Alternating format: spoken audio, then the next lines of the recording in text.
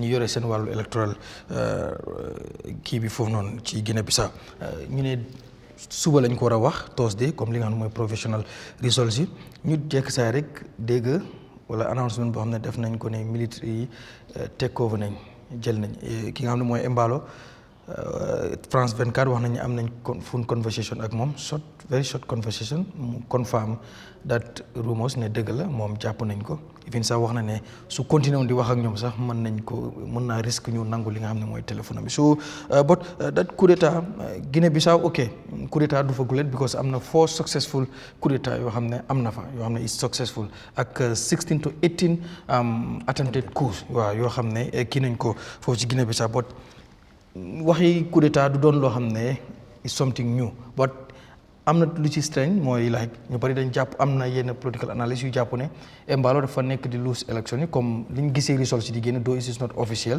but comme gars yi bi ñu defee seen xayma dañ jàpp ne moom mu ngi war a génn wala mu ngi war a ñàkk election yi ñu bari jàpp ne mbaa du luñ déggoo wala nangam ak nangam because of moom si régime am am na yenn attempted coup yoo xam ne def nañ ko waaye it was not successful how come général bi nga xam ne bi mu dissolve National Assembly moom moo ko appoint bees kooku war a ñëw jëlee ko fi yooyu yëpp mu ngi but yow ban jàngat nga ciy def muy analyse situation bi xew Guinée-Bissau jëlee ko ci Embalo fi mu waxee ne du ma taxaw second term jógewaat foofu ne dina ñëw taxaw élection nu mu nekk di demee ba tey ñu wax ne de coup d'état dafa am foofu yow nooy analyse that situation. jërëjëf Garami comme man nu ma gisee affaire bi rek mooy first dama start ne gis nga democracy is seriously backsliding in the region, in the sub-region and in Africa in general. Suñ jiite yi dañ dee bugg a jàpp si nguur bi te dundee bugg a génna te lu nekk di xew Guinée-Bissau nekkut lu ees comme noo ko waxee waaye tamit da nga war a xool situation bi naka la mel tey. And like you said, Embalo have been facing attempted coups. We have then escape and then, at critical times and critical conditions. Why then just come his term elapsed now, and then like you said, he promised the people that mom do tahawat, mom do contest, and then mu change that to context. They understand that sometimes suñ nekkee si nguur lu mu dee def dañ dee ragala bàyyi. Because then they found suñ bàyyee because accountability moo nekk in between duñ ko dee mën a am access waaye suñ génnee rek people will want to hold them accountable for the atrocities, for the incompetence, for the everything lu mu dee xew waaye daal man lu ma foog ne mooy fooguma ne coup d'état bi is any different from self-staged coup. Because noo ko waxee gis nañ African président ñu dee protecté seen boppa right dañ am kabaal te yaa ngi wan ne général bu fa nekk léegi nii moom moo ko fa teg te di mu teg ko foofu di de lot dissolve the National Assembly dafa sack the high court the court judges something like that and all of a sudden election dem na kenn atemut pour coup. Until now, we have tomorrow to announce election results. Like there is a coup going on now. And then the other thing also is we need to look at the trend of coup d'etats. And we look at the history of how coup d'etats look like in other countries. Do you think at this critical moment of Guinea-Bissau, if it is true, then def coup d'etat, they have access through 1 second to talk to a media house, to announce his own coup, and then tell them,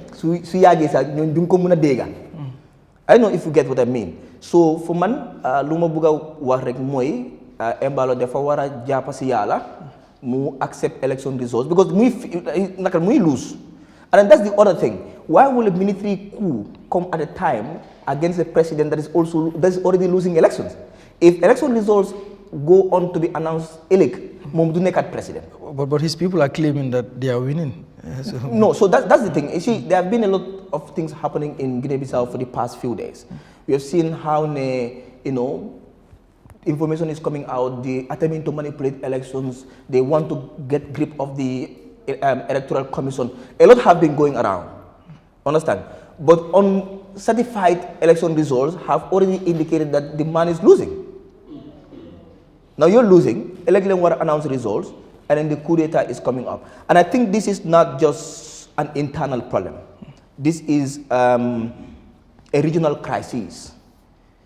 And then I hope this now, I think AU have released Binda about the elections, about the situation of the coup and all of that. But I think most of the time, things could have not getting to Fumde Aga.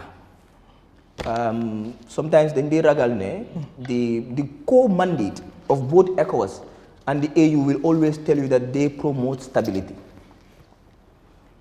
And Sunwahe stability, from a general perspective, stability doesn't just mean that people do not take arms, they could hear directly. Constitutional crisis is one of the biggest instabilities. Constitutional crisis, and that's what is happening in Guinea-Bissau right now. What is happening is a constitutional crisis, and even if we understand, like it's unconstitutional, it's undemocratic for the military to topple a government, then therefore then you want to stand on our grounds to ensure that the will of the people moo nekk ñu sànni carte luñ bugga ñu doxale ko noonu, because loolu moo dee yóbbu réew mi, loolu moo dee doole démocratie te loolu moo dee doole suñ luwaay yu ñu fa teg pour réew mi dox on that. So Embalo should first be honest to the people of Guinea-Bissau. If truly then ko coup, then the regional bodies, international community to stand his release, and then but tomorrow election results must be announced, and if he lose he must transfer power. Ndax loolu dina doon lu yomb, because yaa ngi wax comme the international bodies, because we have seen like coup d'états in Burkina Faso, Mali, Guinea-Conakry, and I think yes Niger te yooyu noonu yëpp dafa successful. The international body rawatina ECOWAS ak yeneen kii AU mënuñ see def dara. Est-ce que bu fekkee exemple comme li nga wax ni dëgg la coup d'état bi lu am la, because am na ñuy wax ne maybe c'est stage coup boo xam ne moom si boppam dañ ko cook, moom bokk na si moom Embalo, maybe dafa bëgg a sabotage di election, kon xam na ni maybe the outcome will not be favorable to him comme moom, but mu ne xaaral du ma lekk ci ndab li bot bàyyi ma xapp fa suuf. Ba bu fekkee loolu am na nan nga fogee ECOWAS, ndax ECOWAS léegi amati na dat doole, because fail na pour mu def ko Burkina Faso, fail na pour mu def ko Mali, fail na pour mu def ko fi nga xam ne mooy Guinée-Conakry. So mën nañoo fail pour def ko Guinea-Bissau as well, because la moo nekk problème bi mooy si nga regional blocs dañ am mandate, and dañ war a understand ne tamit their mandate doesn't supersede sovereignty of a state.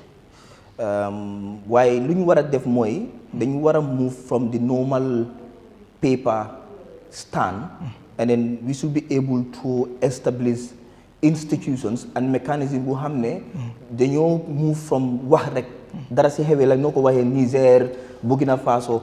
At the end of the day, we can put on sanctions, we can talk about it, but we need to shift and then come back to the drawing board, and then you mën a xool ne what are the mechanisms we're going to put in place to ensure that we avoid military overthrows and military governments.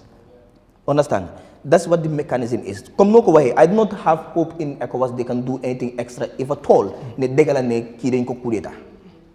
AU the same, they will only release statements, they will always release threats and say, okay, we will do A, B, and C in writing. While you want to def mooy, gis nga these bodies comprises of this head of state, they nekk di misbehave. And then if you put in mechanism, gis nga we need to avoid, dañu war a taxawal ne buñ fi aaga.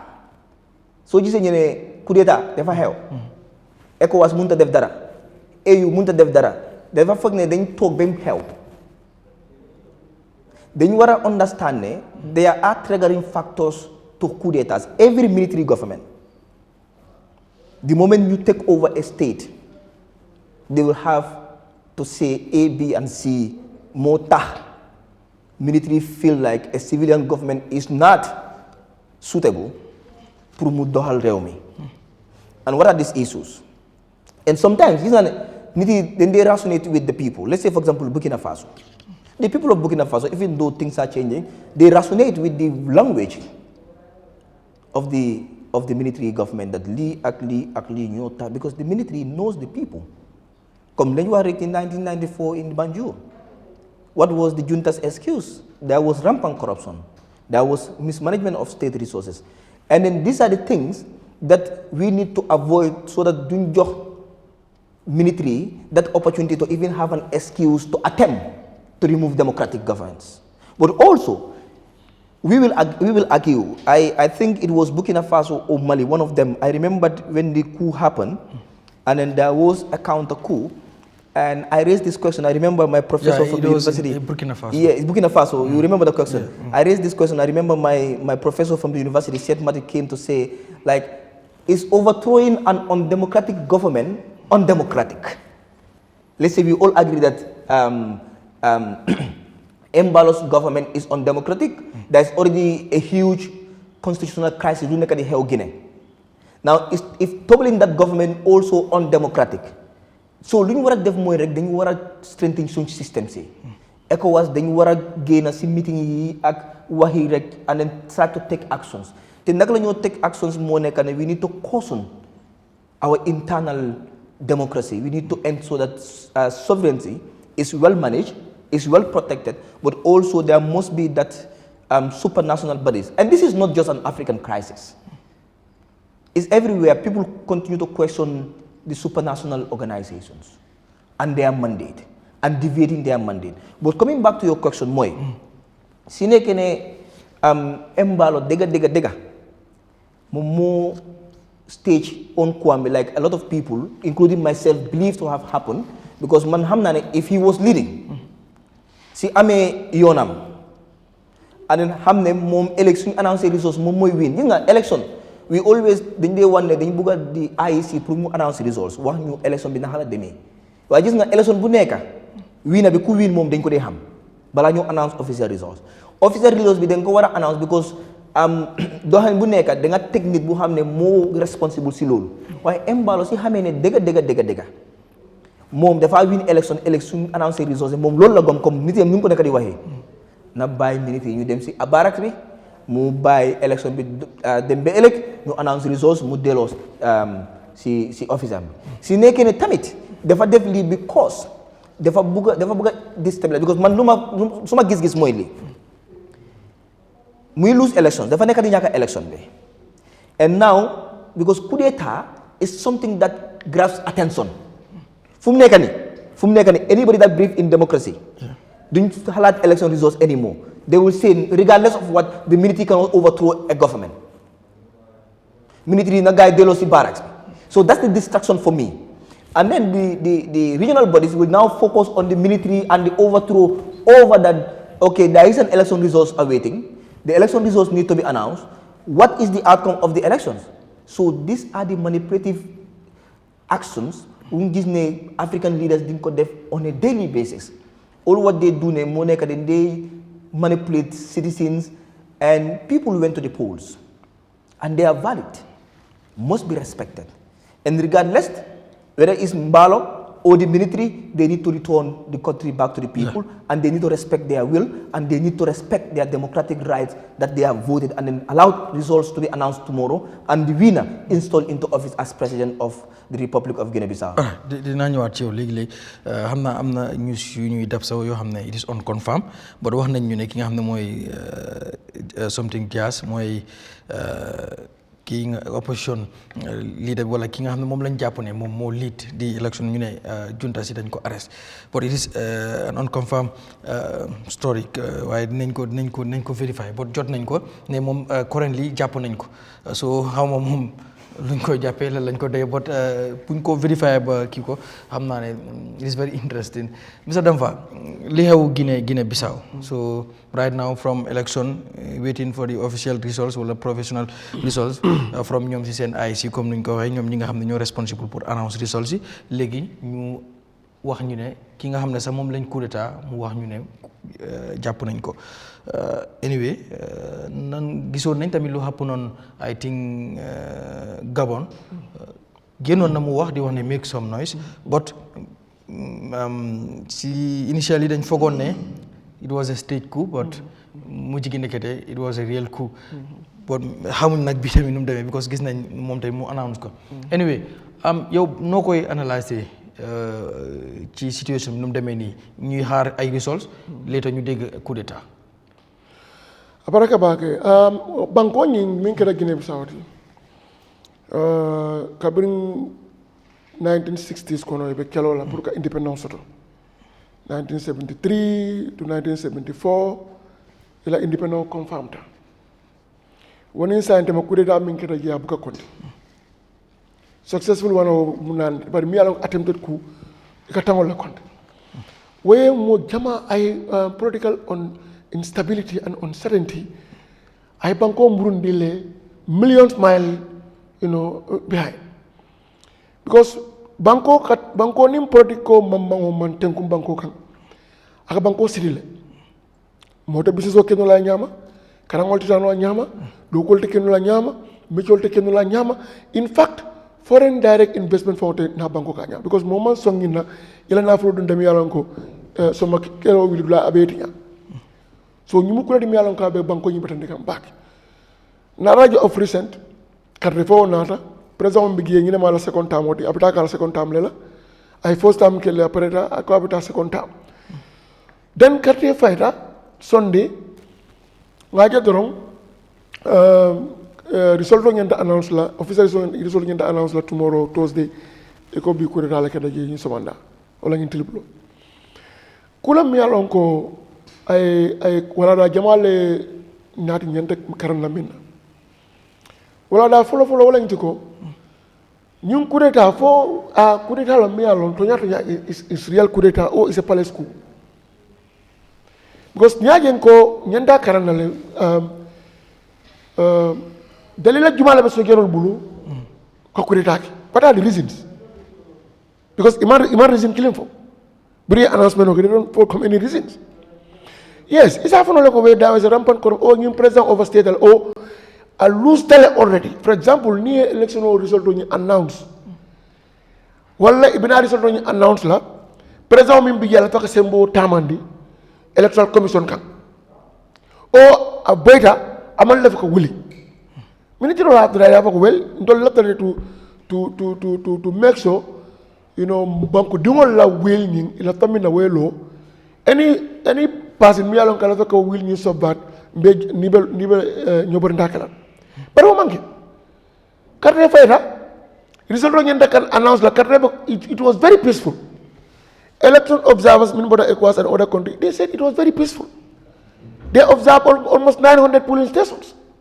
Cartel fayta nyama so sa control from be caring normal electoral body ñu koy be announcement kala on Thursday even though a constitutional court la member will be withdrawn here and there, but among you can jeopardize. Among controlling Amatinya. So Abitaka now they agree to announce the result Thursday.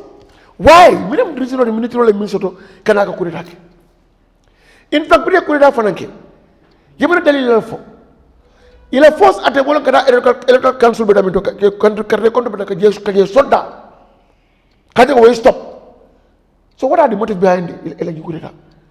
Cartel fao be caring result be anyanda ka tablet daminto coalition center itara order for soda yo jenge digi iko ino institutional be you shut down all the institutions ye boda shut down media you crumple on the media so there is no divergent opinion and the divergent views and dissenting opinion iko ko fi du no banko kan president ka announce wonte ngaji follow de fo le announce ko am on arrest ndem jeni mbay yi fo jela ngaji fo ko am on arrest ko ñi malo ko I can't believe it. You understand? Either you have access to your food, access to the we all know how it happens. Even police the near command police follow near first thing come to take seize your phone. You can't telephone for the table. So as big like a head of the coup d'etat, you give him the access to communicate the entire rest of the world. I can tell you, this is the replica of what happened in Gabon. That's my analysis. Bring Gabon la president wa ko abe loose kan. Ala nephew mi military, he allowed them to use the palace coup. Because mina bi kamina moy president la ko. Fo nyasa be kamina mal ko. Nothing.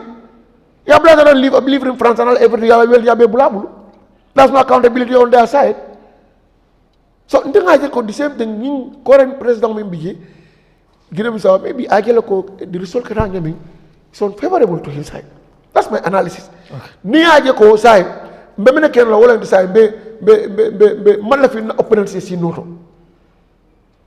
Then so you see, you go base class down, you mandate Londi, 2 years long, 4 years long, 5 years long, after they come and have a first election. So that money is the And now, talking about the regional bodies or sub-regional bodies, you know what happened? Namingi, of recent, liberal democracy is fading. We are seeing realist analysis, realist point of view on power. That every state, you have your sovereignty, and in sovereignty become compromised, you follow in the interest of your state, the interest of your country, the interest of your government. This is what we are seeing now.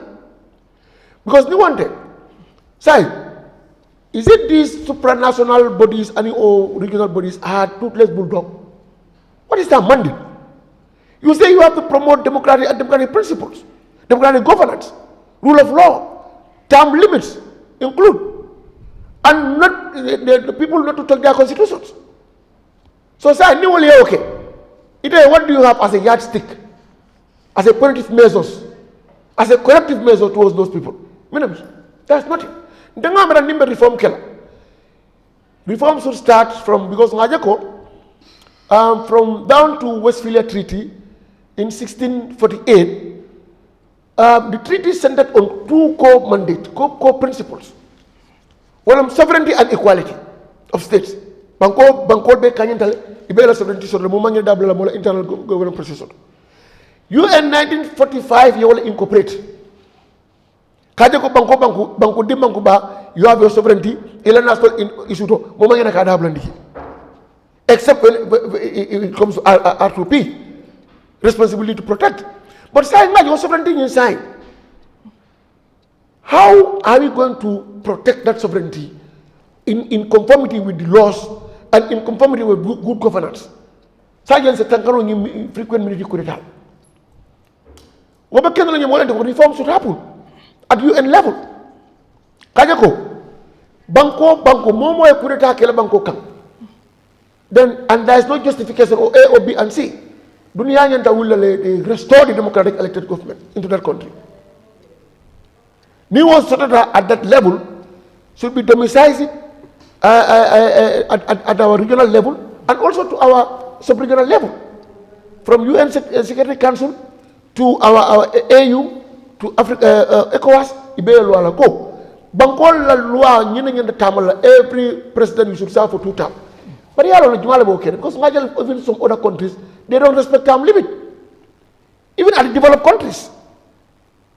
Go to China, go to Russia.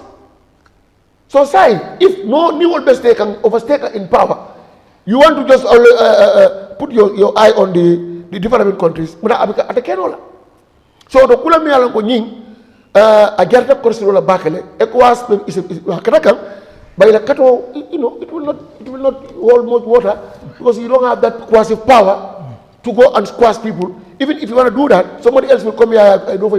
Come like for example, like in Niger. Bilim Kuridaka in Niger, Nigeria want to lead the crusade, but because of the government will track through diplomacy, people to people diplomacy, because Niger, most of the not Niger citizens are houses. So Nigeria military power both were houses.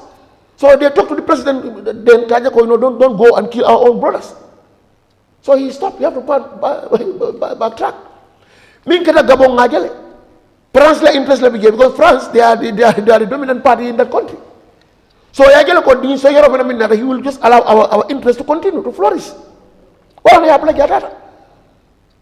So these are the issues me alonko. Inyantele moli analyze jibe, but in nutshell, Ngajale Kurida Minkata Guinea-Bissau until Geroto really is cooked.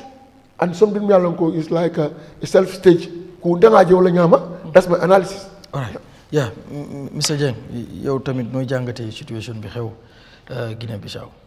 Waaw man suma jangat si xew yi xew Guinea-Bissau dafa la won rek ne coup bi nim démé comme li yeneen waxkati wax rek ne non la fa démé ñun ñep xam nañ ne duñ sànni karta campagne government bi spend si xaalis bu bëri nit ñi dem président bi si boppam moom xam na kan moo a yore raw gàddu bi because political parties yëpp dañ dee am polling agents te parti yëpp dañ dee xam election balaa organising body bi di announce political parties yëpp dañ dee xam kan moo jiite soo gisee opposition bi ñuy celebrate président bi tam di forcer pour celebrate but moom si boppam xamoon na ne election si wiñu ko so dafa laa woon rek ne fan yi passé nii yëpp si lii la nekkoon naka la moo toogee lu moo war a mun a indi ba gis ne opposition bi duñ dem si pale bi so da ngaa delluwaat back to diggante 2021 ñëw 2022 soo bëggee understand issue si happen Guinea-Bissau man suma famille mu ngi Guinea-Bissau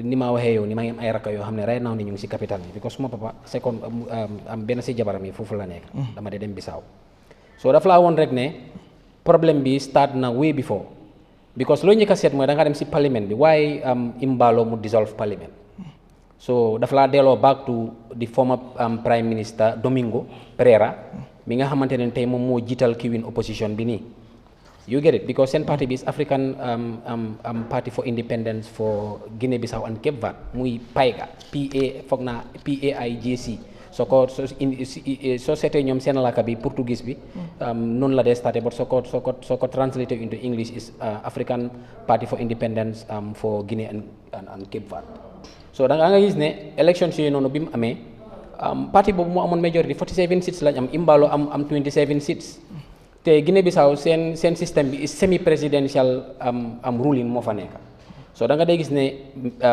opposition bi suñu amee majority si parliament bi dañ dee mun a vote for no confidence pour daxa ministre or even daxa prime minister bi you get it président bi mun naa sign at yële ne ay treaty opposition bi ñëw am majority this time around ñu dellu ñu revert treaties yooyu noonu naa la jox exemple comme Sénégal ak Guinée-Bissau loolu moo gënoon indi coow bi diggante Sénégal ak Guinée-Bissau oil bi because Imbalo dafa demoon mu am agreement ak Sénégal te consulted parliament mu sign na ñoom agreement boo xam ne Sénégal foog naa 15% or 12% lañ jox Guinée-Bissau so loolu moo njëkkoon a indi tension bi biir Bissau so parliamentarian ñu bëgg a revert that treaty so loolu moo indi woon problème bi moom mu jékki-jékki xëy rek ne dafa dissolve parliament mu accuse parliamentarian ne dañ doon mismanage funds but mu fàtte ne parlement bi dafa ne ñoom seen parliamentarian yi duñ leen dee scrutinize xaalis yu ñu leen dee jox duñ ko dee audit so moom su génnee mu wax ne parliamentarian yi dañ doon yaxa xaalis yi ñu leen dee jox amul benn basis amul benn legal basis on naka la mu mun a waxee pour legitimize dissolve bi mu dissolve woon parlement bi mu dissolve parlement bi 47 seats la current party bi win nii am coalition bi mu organisé election si after 1 year after 2023 guess what 47 la ñu amoon ñu am 54 yaa ngi understand so Imbalo moom si boppam xamoon na ne ñàkk na affaire yi daf doon forcé noonu rek te waxatuñ mu dem biñ ñëwee pour election si war a jot mu arrest mu sorry not arrest mu baan kii nii Domingo Pereira mi nga xamante ne moom moo jiitee parti bi nga xam ne moo win nii tey daf ko baan constitution bi ñun ñëpp xam nañ ne African courts ngeen jégal ma si kaddu bi dëkk yi nga xamante ne yu bëri dëkk dawu fa te fu dëkk boo munte di dem président bi muy tànn chief justice façon yu mel nii rek moo dee happen yóbbu nañ ko court amoon proper evidence ñu baan ko si la tànn this Diaz I believe moom moo mujjee ñëw win election yi because dëkk boo xam ne majority bi opposition la organise nga ñaari elections dissolve nga ko nga organise ñu seen numbers yi di gën a yaatu so boobu dafa doy waar yow fan nga mun a jaar pour war a mun a win election so yu noonu so dafa laa woon rek ne li nekk di happen léegi nii Guinée-Bissau yàgg na te dafa naxari seen citizens yi soo nekkoon kuy dem Guinée-Bissau di ñëw daf di nga soo déggalu nit ñi dee wax dafa laa leer ne Imbalo amul fenn fu moo mun a jaar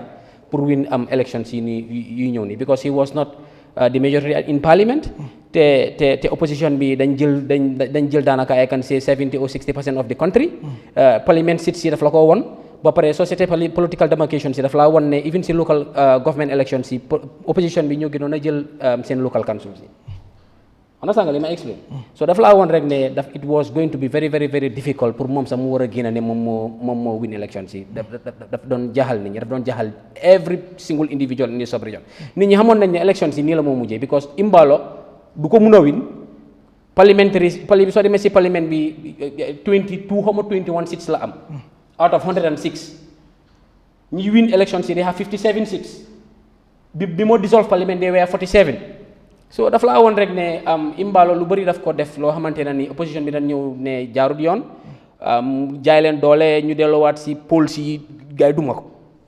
loolu la waa Guinée-Bissau am wone waat nii daf laa delloowaat rek si li nga xamante ne ni moo nekk di sonal sub-region bi muy nga am njiit bugut accountability bugut transparency jaay doole téye général tëj téyel commanda tëj dégg ne say boo laa waajal nga jël dugal si kaso bi loolu moo nekk Guinée-Bissau so daf laa woon rek ne nit ñi puusante si maraaj la dee em so ba pare coup garmi nekk na loo xamante ne ni baaxut si réew nekk na loo xamante ne ni dafaa delloo réew gannaaw te I believe ne any réew buy dox ak any problème bu munti di happen si réew man dama gëm ne ballot box bi mooy is the right process pour war a wécci réew te gëm naa ne waa Guinée-Bissau loolu lañ def te AU ak EU or ECOWAS not even EU I made a mistake ECOWAS si boppam man dama gëm ne dañ nekk di wone rek ne ñoom ay puppets leen parce que digga dañ koo wax garmi gis nañ fi Laurent Gbagbo ak Ouattara bi France amee interest pour ak Ouattara dellu xeex bi am lan lañ def ñoom France ñu organiser joint task force ñu dem génne ko fekk ko ba si biir wanagi palais bi ñu yeew ko moom dëgër ñu yóbbu ko si kaso bi gis nañ fi suñ former président Dr. Alhaji Yahya Jammeh the former president of this country biñ gisee ne he is not in line with the West ni moo doxalee ak yeneen yi nekkul ñoom seen interest parce que réew mi la gisoon ak doomi réew mi biñ demee through the ballot box nit ñi Gambie nii gis ne digga dafa doy changes lañ bugga ñëpp ñe Gambia has decided biñ demee si pool si Gambie nii win mujj xëy moom it ne do some maneuvers ne moom du wàcca lan moo mujjee woon a xew because dama gis ne ECOWAS ñoo take up the responsibility ak Sénégal ak suñ counterparts yi within the sub-region pour make sure ne democratic process mu continuer dañ ñëw génne ko fi by force so mënuma understand li happen Niger li happen si yeneen dëkk yi ECOWAS est-ce que situation yi benn la comme lu happen Gambia 2016 ak li happen Côte d'Ivoire du Côte d'Ivoire rek sax du Côte d'Ivoire rek even Guinée comme situation bi lu may wax mooy fii dafa fekk élection am na nit ñi vote nañ tànn nañ ba pare maybe even nit ñi ñu ngi support ECOWAS pour mu ñëw pour jëlee fi ki bañoon a dem military tamit nekkuñu woon di resist because there was no like military takeover comme soo ko compare ak let's say Guinée Conakry ak yooyu maybe boobu ECOWAS pour mu mën a dem dafa war a face like military yoo xam ne dañoo resist pour ñoom dañ def li ñu war a def est-ce que situation yi tamit benn nekkuma comme di back ECOWAS but like comme situation yi ndax tamit benn la man daal affaire yi xam nga nu ma ko nekk di gisee affaire yi kuma bu am ndey la ak kuma bu amul ndey dëkk bu la ko jaral ak dëkk bu la ko jaral ak dëkk yoo xamante ne ni west bi dañ si am interest ak dëkk yoo xam ne west bi amu si interest man noonu laa ko mun a gisee because Gambie bu ñu faatee Gambien yu bëri dee neen Freetown si loo xamante ne nii sax ay xëccoo la woon Gambien yu bëri dee neen Liberia you get it so what is the difference lan moo taxoon ñu form ECOWAS pour sécurité la within the sub-region ak jaayante doole bi human rights violation ak yu mel nii government yoo xam ne bëggu ñëw stable opposition win nga taxaw ne loolu du am because yow mi kuu sax kooku moo la jox sa nobal tànka bi nga am moo la appoint moo la appoint promote la li nga am bi moo la ko jox so daf laa woon rek ne birds with same feathers flock together ñi gën a nii toog si télé bi yëpp di théâtre nii naan dañ coup d'état dañ téye président bi kii wax na ko léegi anybody with common sense daf laa leer ne président bu ñu arrest daf laa delloo back to bi ñu arrêté président ni Niger bi ndax amoon opportunity pour make a phone call amutoon opportunity bi pour make a phone call bi ñu arrêté kii nii Alpha Condé ndax amoon na opportunity pour make a phone call amutoon opportunity bi pour make a phone call so daf laa woon rek ne Guinée-Bissau théâtre moo fa nekk win neen la mu leer na ne sàcca nga luubal nga doon jaay doole accountability mooy ñëw next ngay plan sa next move lii ku ko xale bu ndaw bu nekk nursery school sax bu am tuuti xel soo ko explainer lu mel ni daf laa woon ne ñii si ay théâtre la nekk te ECOWAS they should take a bold step pour make sure ne yu mel ni waru fi am because dañ bàyyi bu Guinée Conakry bi bàyyi bu Niger bàyyi bu yeneen ak yeneen suñ bàyyee bii di nga ko di nga gis bu raw bi feneen ak feneen dama gëm ne ECOWAS dañu war a take up seen responsibility seen sitting allowance is in the thousands of dollars xaalis yi suñ dëkk yi dee contribuer is for what pour ñuy dajale rek di meeting di pass resolutions non waaye ñu am that security block pour make sure jaay doole su amee si in any of our member states ñu step in pour make sure ne law and order mu delluwaat soldats yi neen delluwaat seen barracks yi they are there to protect the sovereignty of any of their own nations pour ñu make sure security mu nekk ñu maintain order police yi ñu make sure ñoom ñu implement lan la politicians yi vote into parliament ñu maintain law and order man loolu laa gëm. Thank you. All right. Yes. Mr. Jah, situation bi yow ban jàngat nga ci am.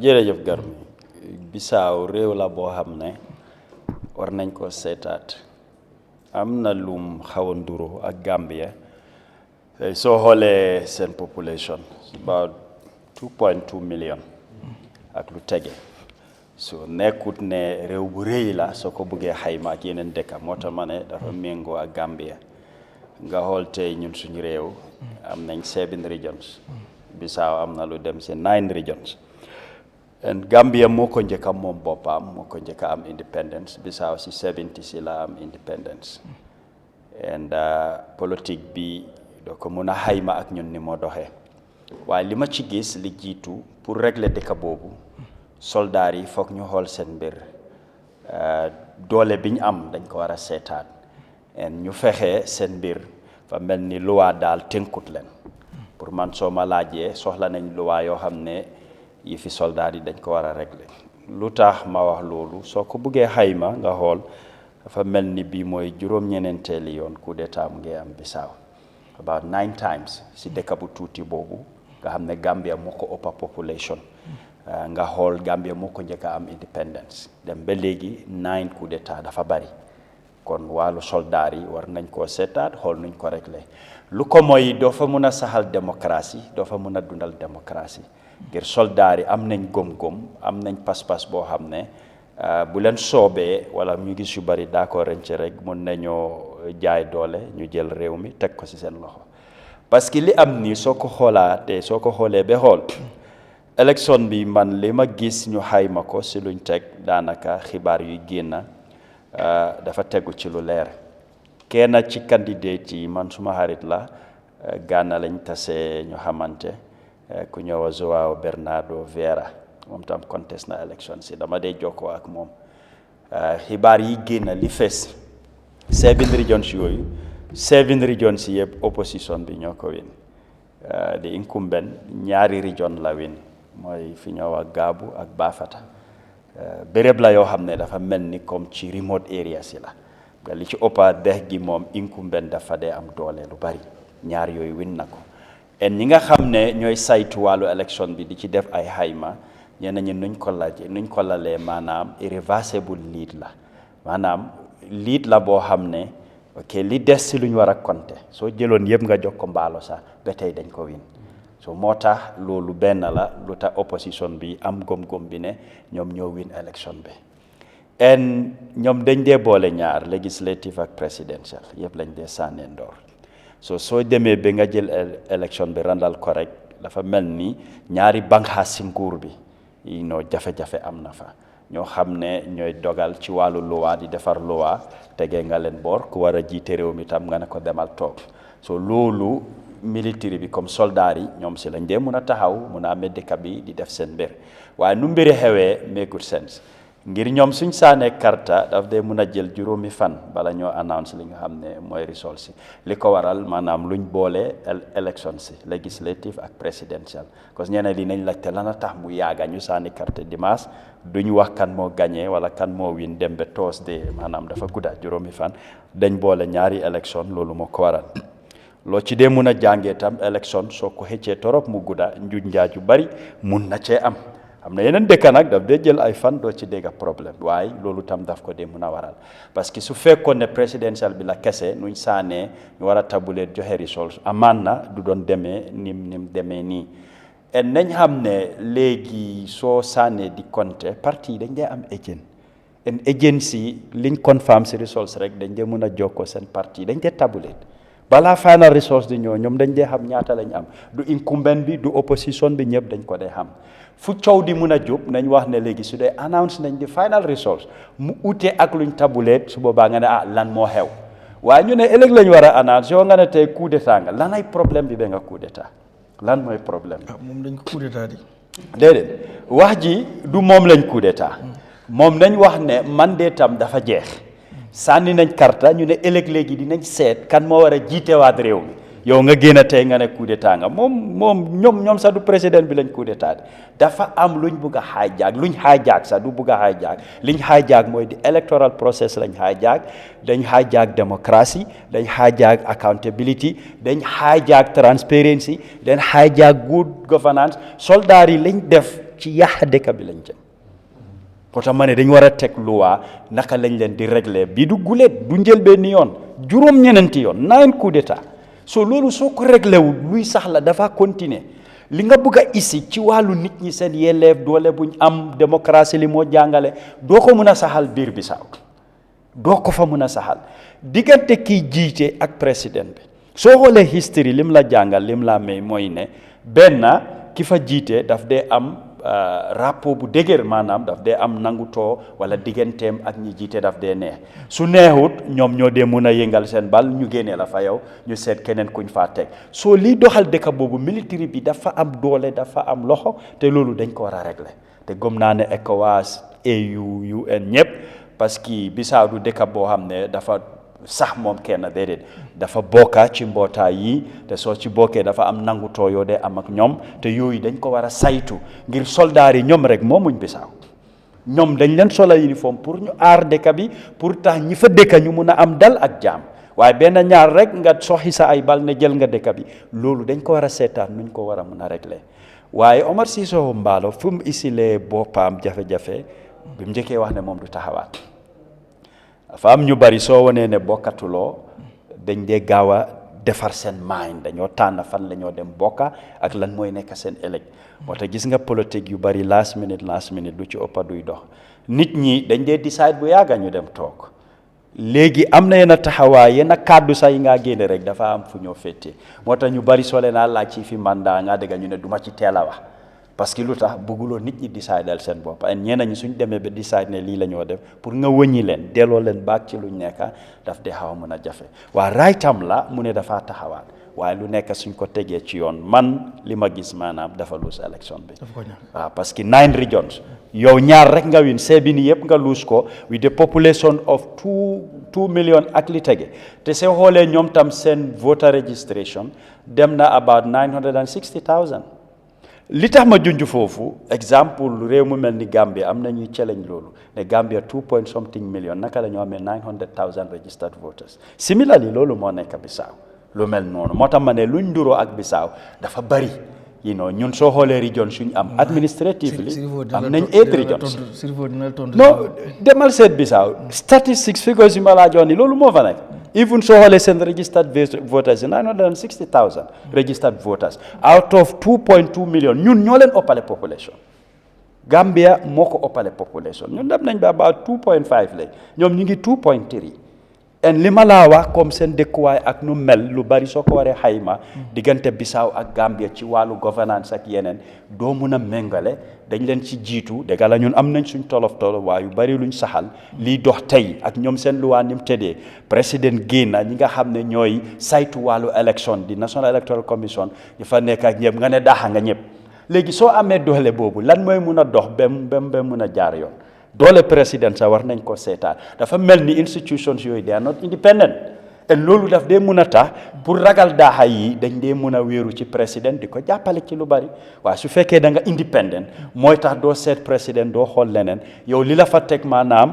doole bi la fa teg du loolu moo la faa génne comme président mun naa laa appoint waaye du mun a ñëw daaxa ñëpp comme tey soo xoolee ñun Gambia suñu AIC xëy na da ngaa ne chairman bi vice ak ñooñu la président di appoint waaye di whole commission ñu fa nekka président du am doole ne daaxa na ñëpp so moo tax ma ne gars dañ war a xoolaat seen wàllu luwaa fa mel ni lu bari président bi doole biñ ko jox bari na te soldat itam nu ñoo interfere ci li nga xam ne mooy doxalini réew mi surtout ci wàllu démocratie ñoom foog naa ne ñoom ñoo ñu gën a soxla security sector reform so mu ne xayma mbir mi bu baax.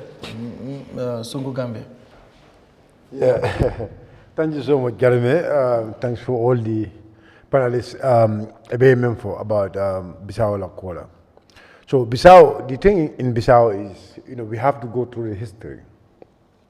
Mbalo nata nyadile, and what actually happened from Baloko is not going to contest. We have to look at all that context. And if you put all that context together, Yamira abemina wulula mbalo.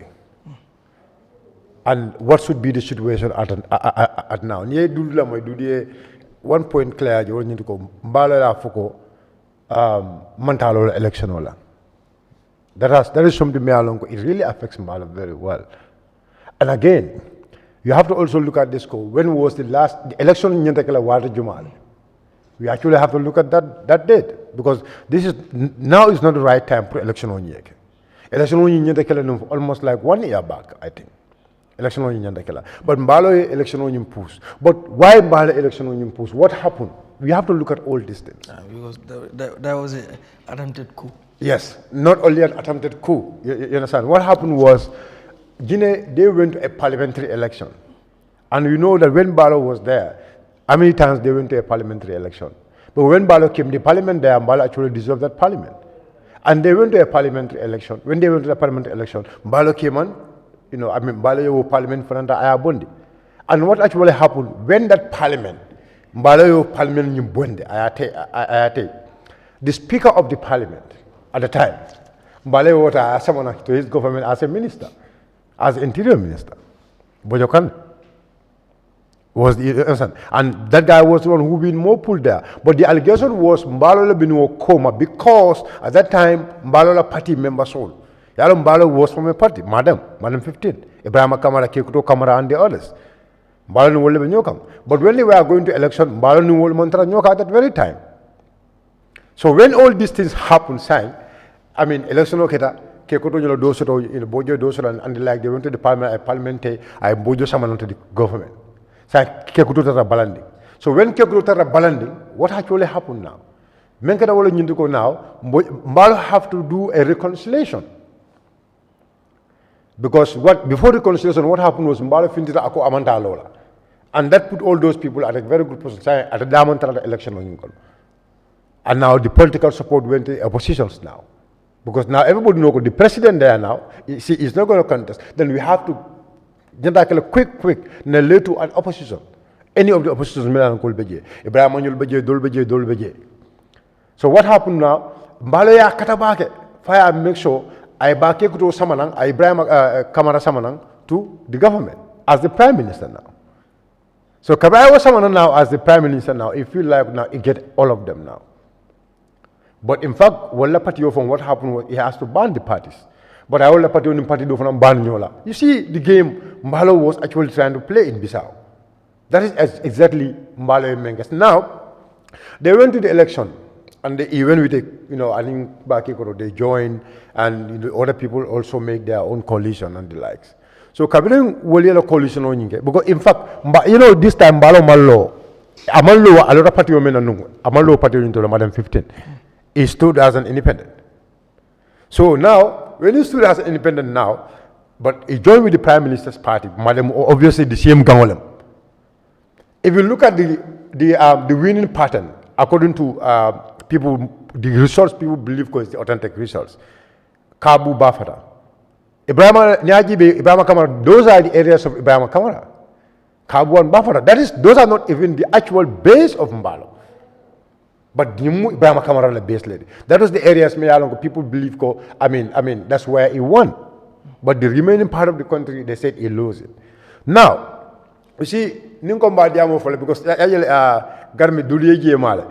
You see, what actually happened in Gambia in 2021, that was exactly what Mbalo and his cabal were doing. I'm telling you. No, Gambia, you have to allow me to do my analysis. I say as it is. Yeah, what is that? No, let me go. The election was rigged. Look, the thing is, when we do our analysis, the election was sunyal, it was fraud, everything went like that. And everybody was silenced. They manipulated their own results, tabulated, and tell people, this is what actually happened. Because they feel like, that is exactly what happened in this country. But with the case of Bissau, it's completely different. And the case of Bissau, what makes different, we need to understand. The parliamentary election and the presidential election were going together. And now, what we need to look at now, now in district, every constituency you went there is a member of parliament there, he must secure his votes because he wants to go to the parliament. Now, it is like election ota yela vote sulta yebe secure now. As you know, it is a party moment. You know that very well. And you know that it will win. And you also want your president also to win, although it's not the same ballot. You want the president to win. So the resource you are going to get and the resource the president is going to get. And when you tabulate together, at the end of it, win. So neither go sign, Mbalo go sabelo now. How is he going to turn the resource of some of all those consequences? That's the problem. Because the authenticity is there, because it's a sport counting. You can't count the plane, everybody see it. But, so the results were coming, they also went and made their own results. And then they came out, they said this is the right results. Maybe they went and did their own tabulation, they bring down the complete, even the IEC did not even announce. Now every political parties are now announcing their results. So now, because everybody knows the connection of Mbalo and the military. Because if you go into the history now, let's go back to the history again. There was a coup attempt. It actually happened in Bissau. And what was the allegations about the reason of that coup attempt? Was because of this drug trafficking, the cartels. That was the allegations when it happened. That's what they said in the media. That's what Mbalo himself said. Drug cartels left a cab, I control. So connect that coup d'etat, and now what actually they are saying. Because if you go, that's the rumor they are saying. But all what we heard from the military, when you go, it will coup d'etat, it will be a banco control, the election process will be stopped because they want stability in the country. That's what they said. But the funniest part is how can Mbalo, being under detention, now have to make a call to France? But now let's also connect. Before this election, where was the last visit of Mbalo? That's what you need to look at. Where was the last visit of Mbalo? Mbalo was just from France. In fact, you were actually seeing Mbalo. Mbalo was even holding, France, the president. It's like, he was kind of joking with the guy. So you can connect all this thing and see where the game is. Now, the point here is, ECOWAS, AU, and other international organizations, we said democracy. And we said that nations have to build according to democracy. That's what we all say, and that's what we actually want. And not these groups or these couples should be couples for cabals. The presidents should not be there seeing these couples when they are using our money to fund all these couples. UNAU, ECOWAS, that is it. But now are they standing for the people? We are the one paying them. But are they standing for the people? I would say no, they don't stand for the people. Because we all know the truth. We all seen what happened in Mali, what happened in Niger, what happened in Bissau, Conakry, and what happened in other countries. And recently, some of this, the election week happened in Tanzania, the election week happened in Cameroon. We've all seen what happened in all those places. Tanzania and others. Why? Why all this? And African, leaders groups or the cabal groups or the Terekapo group are all silenced. They will never stand for the citizens. What happened in Senegal here? We all know when Jomaya and the others were here. They were all silent. They were all moved, seal mouths. All those crimes were going in Senegal. We've all seen leaders, they're here, they should speak, they refuse to speak, but they never want to speak for the masses. They only want to speak for their co-presidents. Is that fair to Africans? That is the problem of this country. That's the problem of Africa. That's the problem of the world right now. Leaders want to be in the leadership positions all the time. But the thing is, citizens have to stand and fight for their right. As far as they said, we the citizens doesn't have gun powers, but we have our electoral powers. But our votes is with us. We have to decide. Not the military to decide who is going to lead us. And that brings me to the end of my summarization. The military is just playing a game. For me, that's going to be my allegation. My allegation is this. The military are just trying to play around with the gallery. We know the connection of Mbalo and the militaries. We know it. In Africa here, is one of the people who give free chance to the militaries and he paid them a lot of money. So connect that one to how he can make a telephone call when he's on a detention. Yeah, connect go understand go cool caring. But what is more important here is this: Africans or the citizens of African countries have to stand and make sure democracy is born in the Bangkok. So it's fake to me. I'm going to see it as a fake stuff going on there. And we want peace. We want peace. And we want our leaders, especially right now, this thing is happening. Our African leaders are right where President Barrow is it Morocco? Is it Morocco? African leaders are there. So we want them to speak ASAP. We want Bissau. ECOMOG is in Bissau since when? Bissau, although they're not controlling the State House, but they're in Bissau. Right. But the fact is, we want, make sure the one who, I don't know whether it's Mbalo or whether it's the opposition or whatsoever, but the right resource, that's what we want. We want a resource along is authentic, the voice of the people, the voice of the masses. That's what Electoral is about. Thank you. Thank you so much, Gary. Right.